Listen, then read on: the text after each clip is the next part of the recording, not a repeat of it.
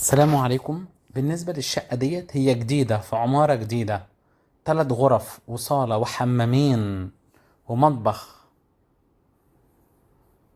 في الفاتح. زي ما احنا شايفين ده كان وهي بتتبني دلوقتي بعد ما اتبنت يعني زيرو جديدة، بسم الله ما شاء الله، على الصفر تاخدوها أول مرة انتوا تسكنوا فيها جديدة زي ما احنا شايفين كده. فيها حمامين والشقة في الدور الأول وجنب جامع السلطان محمد الفاتح وجنب محطة مترو أمنيات الفاتح.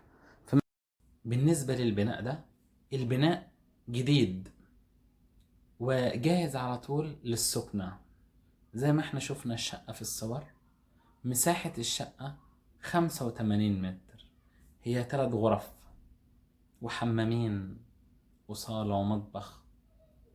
المالك عايز فيها كام؟ 300 ألف دولار. ولما هتيجي هتقعد مع المالك مباشرة وهتفاصل منك ليه، وإحنا دورنا هنقوم بالترجمة بينك وبين المالك. الشقة زي ما أنا قلت في الفاتح، جنب محطة مترو أمنيات الفاتح وجنب جامع السلطان محمد الفاتح في الفاتح في إسطنبول. تحياتي ليكم. والشقة في الدور الأول وطبعا في أسانسير. شكرا. علي جمال، اسطنبول، تركيا. مع السلامة.